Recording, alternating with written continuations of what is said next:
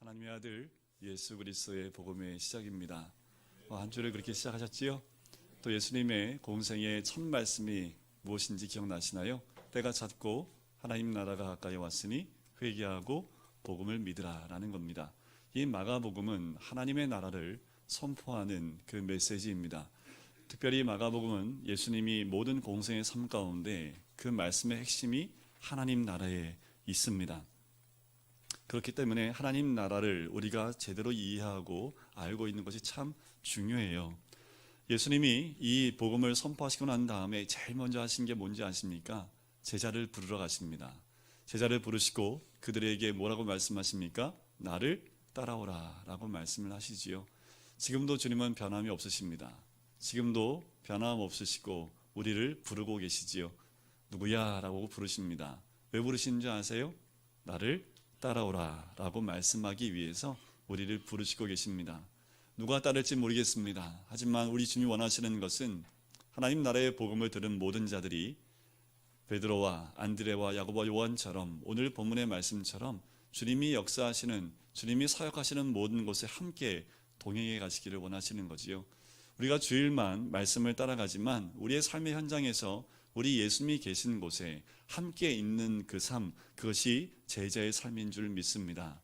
또한 그렇게 따라가는 모든 사람들이 하나님의 나라를 경험하게 될 줄 믿습니다.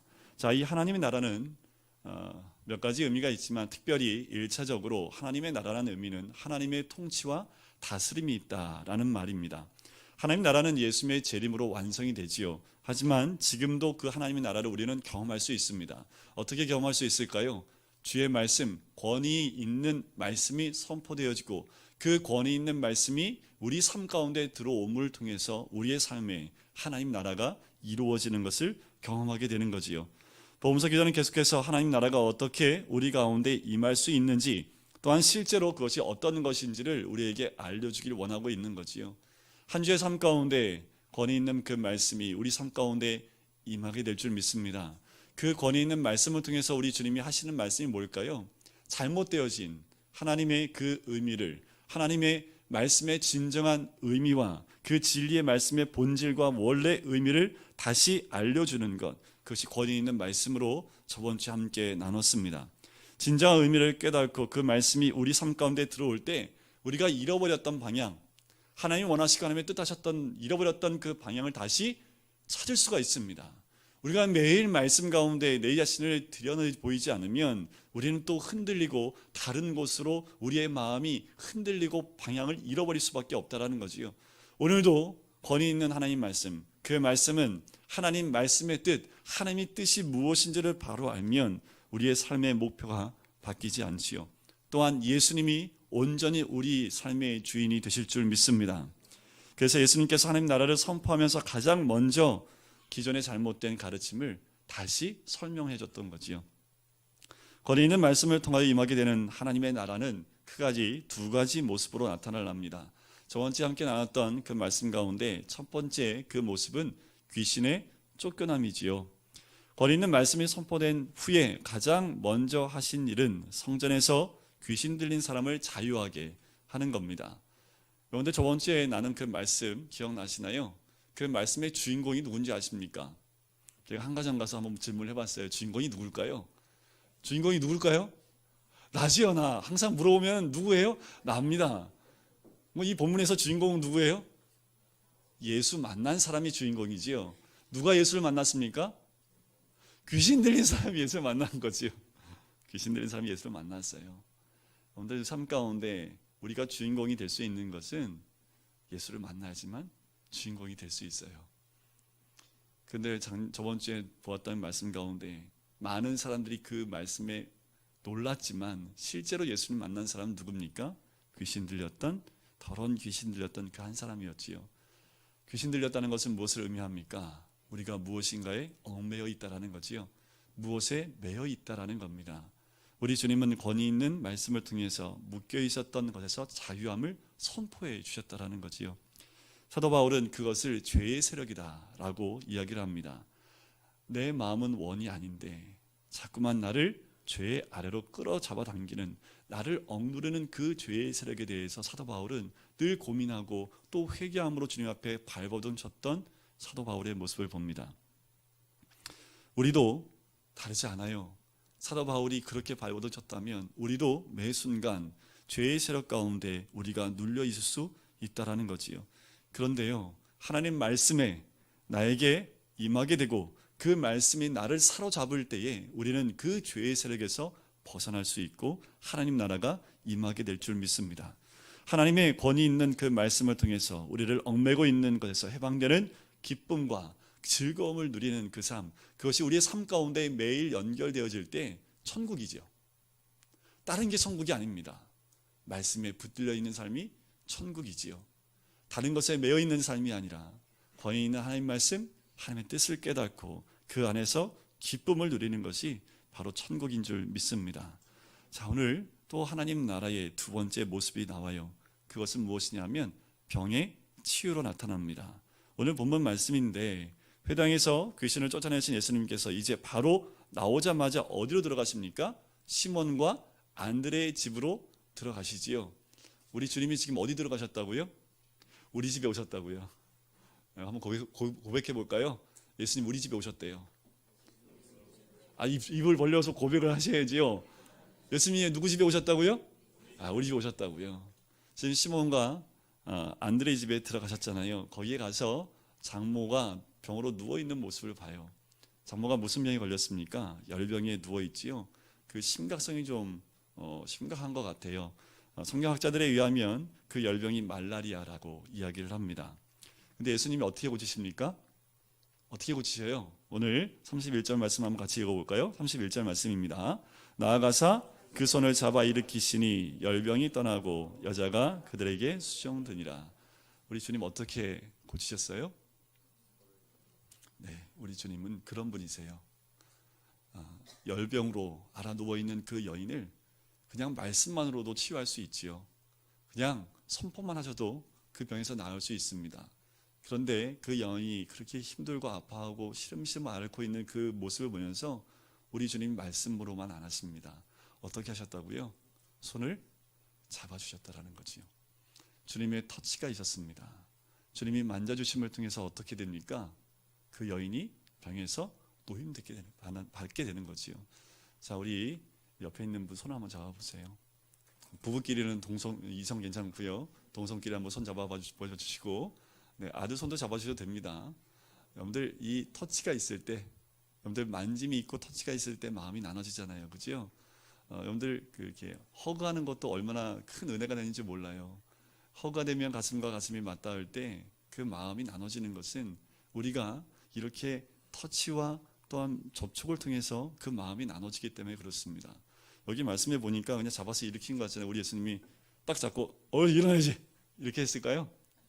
그렇지 않았을 것 같아요. 여기서는 간단히 나오지만 그 손을 만지시고 그리고 이렇게 잡으시고 한동안 그 여인을 쳐다보지 않으셨을까요?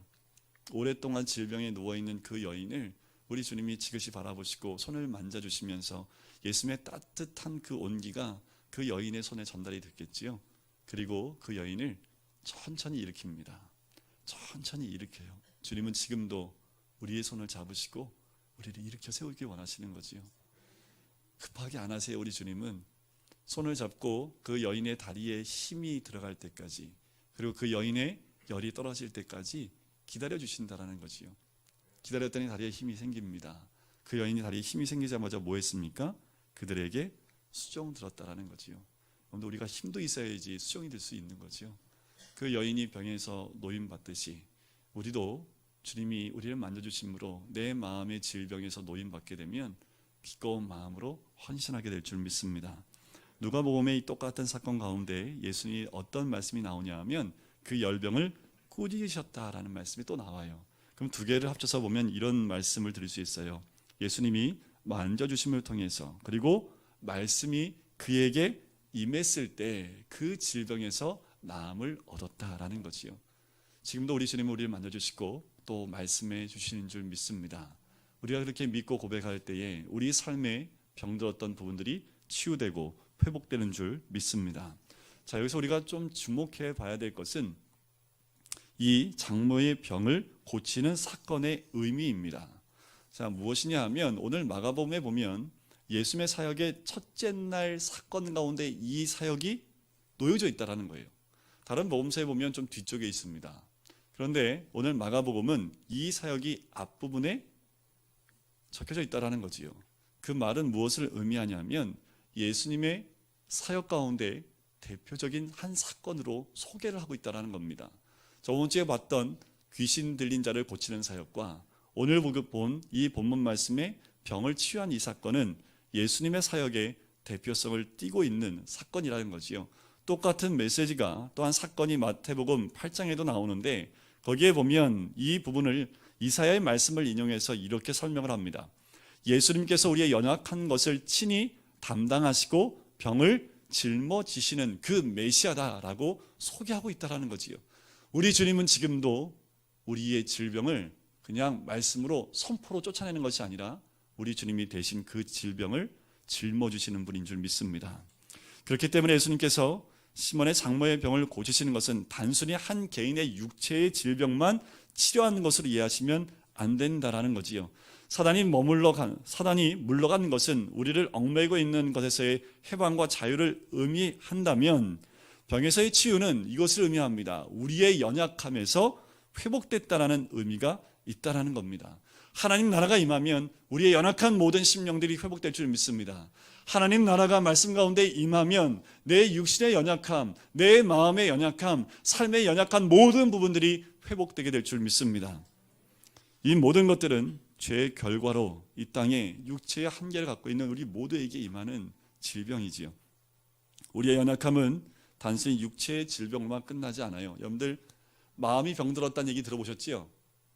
마음에 병들어 보신 분 다 한 번씩은 다 경험해 보지 않았을까요? 마음에 병들었다는 얘기도 하지요. 또 가정이 병들었다는 얘기도 합니다. 또 사회가 병들었다라는 얘기도 하지요. 이 사회는 또한 우리의 모든 사람들은 그렇게 병들어져 있지요. 우리는 남이 모르는 슬픔과 외로움과 괴로움, 불안함과 삶의 허물을 경험하며 사는 것이 우리의 모든 삶입니다. 이런 것들은 돈으로도 치유될 수가 없습니다. 세상의 지식으로도 회복이 될 수 없는 것을 우리는 이미 알고 있지요. 우리의 연약함, 그것이 회복되는 길은 단 한 가지입니다. 말씀 대신 예수 그리스도를 만날 때 가능하다라는 거지요. 목사님, 저 이미 예수 믿고 있는데요. 맞아요, 우리 다 예수 믿고 있어요. 하지만 우리가 아직 연약하여 힘들어하고 있는 그 부분에서 아직 주님을 만나지 못했다라는 거지요. 내 개인의 마음의 아픔들, 또한 가정의 괴로움들, 또한 사회에서 느끼는 그 괴로움들 가운데 다 예수님을 만나셔야 됩니다. 우리가 그 예수님을 만날 때 우리의 연약한 부분들이 온전히 회복되어질 뿐만 아니라 우리의 삶을 권위 있는 말씀으로 우리가 주님 앞으로 나아갈 때 하나님이 내 삶의 주인이 되어지실 때 우리의 모든 것이 회복되게 될 줄 믿습니다. 이제 안식일에 귀신 쫓아내시고 장모의 병을 고치심으로 그 사역을 다 감당하시고 나니까 그 소문이 점점 어떻게 해요? 확산되기 시작을 합니다. 해가 지자마자 병든 사람들이 또한 귀신 들린 사람들이 예수님께 나오고 온 동네가 시몬의 집 문 앞에 모이기 시작을 합니다. 32절과 33절입니다. 같이 한번 읽어볼까요? 시작. 저물어 해질 때에 모든 병자와 모든 사람들이 모여듭니다. 해가 진 다음에 이들이 모인 이유는 이들이 하루의 개념은요, 저녁이 되고 그 다음 저녁이 될 때까지가 하루입니다. 그러니까 하루의 시작을 언제로 보는 거예요? 저녁부터로 보는 거지요. 그래서 안식일을 지키기 위해서 이들이 안식일이 지나고 난 다음에 그때 귀신 들린 사람, 병든 사람들이 다 예수님 앞에 나오게 됩니다.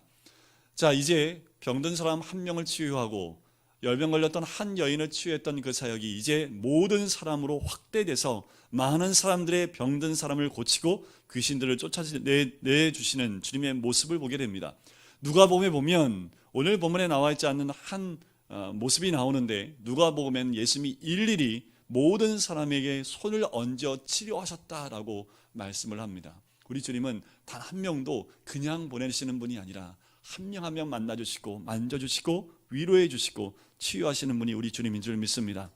하나님 나라의 임함으로 나타나는 귀신의 쫓겨남과 병의 치유는 이제 한 사람의 경험이 아니라 모든 사람이 함께 누리는 하나님의 나라가 된 줄 믿습니다. 우리 모두가 경험하는 하나님의 나라, 그것은 우리 예수님을 통해서 임하게 되는 하나님의 나라인 줄 믿습니다. 이 하나님 나라가 지금은 어떻습니까? 이제 과학이 발달했고 의술이 발달했기 때문에 더 이상 그런 역사가 없을까요? 그렇지 않습니다. 어쩌면 우리가 외적으로 거룩한 모습은 있지만 실제적인 복음의 능력은 경험하지 못한 채 살아가고 있는 것이 우리의 모습은 아닌가라는 생각이 들어요. 여러분들 지금도 중국 땅에 가면 놀라운 사건들이 많이 일어납니다. 북한에 가면 정말 놀라운 하나님의 역사하심을 많이 경험하게 되고요.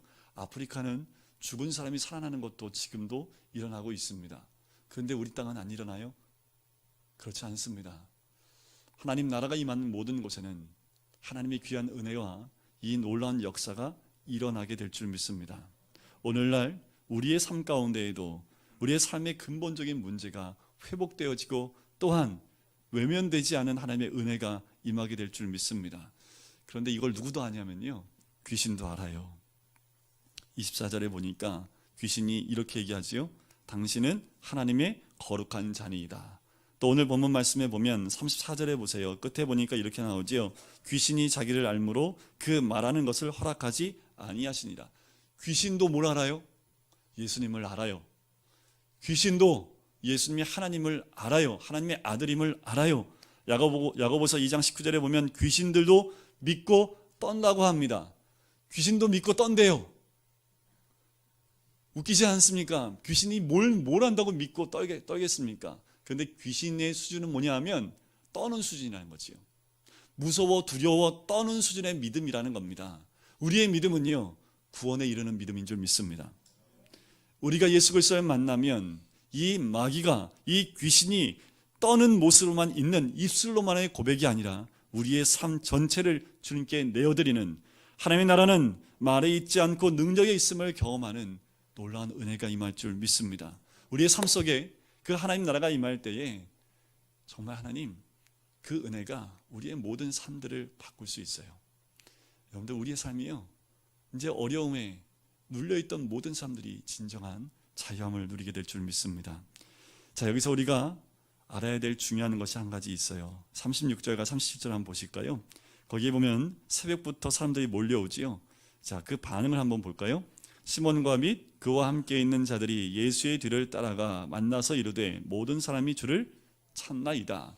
자, 여기서 우리가 주목해 봐야 될 것이 뭐냐면 예수의 뒤를 따른다, 주를 찾는다라는 표현입니다. 자, 20절 끝에도 보면 배를 버려두고 예수를 따르니라, 따른다는 말이 나오지요. 그런데 이 말과 오늘 본문에 나오는 36절과 37절에 나오는 따른다는 말과 달라요. 자, 이 따른다는 말이 뭐냐면요, 이런 거예요. 여러분들 혹시 그 아이돌 나올 때 애들 반응하는 거 보셨어요? 막 소리 지르고 막 난리가 납니다. 제가 종로에 한번 간 적이 있는데 여자애들이요 막 몇 킬로를 줄을 쓴 거예요. 얘들이 왜 그러나 그랬더니 이제 교보문고 안으로 들어갔더니 어떤 아이돌의 한정판 그 사진 카드를 판매를 하더라고요. 그거 사려고 수 킬로를 줄을 서갖고 애들이 땅바닥에 앉아서 기다리고 있는 모습을 보았는데, 오늘 이 말씀이 그런 말씀이에요. 우리 예수님이 아이돌이 되신 거죠. 뭐 한 거예요? 열광을 하는 겁니다. 예수님을 만나보려고, 예수님을 만지려고요. 왜요? 왜 그랬습니까? 기적 보고 싶은 거지요. 예수님이 행한 그 기적을 한번 경험하고 싶어서 본질은 사라지고 예수님의 이적만 만지고 싶은 마음들이 이들 가운데 있었다라는 겁니다. 스토커처럼 따라 붙는 거예요. 예수님이 가는 곳마다 따라 붙는 그들의 모습이라는 거지요. 그래서 예수님이 뭐라고 얘기합니까? 거절하시고 38절에 보니까 이렇게 얘기하시죠. 우리가 다른 가까운 마을들로 가자. 거기서도 전도하리니 내가 이를 위하여 왔노라 라고 말씀을 합니다. 누가복음에 보면 이 한 말씀이 더 들어갑니다. 하나님 나라의 복음을 전하러 가자라고 얘기하는 거지요. 우리 주님은 이적을 행하는 것이 그 사역의 본질이 아니었습니다. 우리 주님의 사역의 본질은 무엇입니까? 바로 하나님 나라 복음을 전하는 거지요.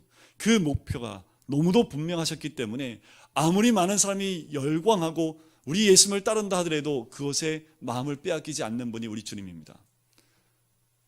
글쎄 우리는 어떨까요? 이 정도 되면 마음이 혹할 수도 있겠지요. 하지만 우리 주님은 전혀 변함이 없으세요. 전혀 바뀌지도 않으시고 주님이 주신 그 목적과 목표를 가지고 나갔던 분이 우리 주님이라는 거지요. 여러분들 순서가 바뀌시면 안 돼요. 믿음의 본질이 바뀌시면 안 됩니다. 예수 믿으면 복 받아요.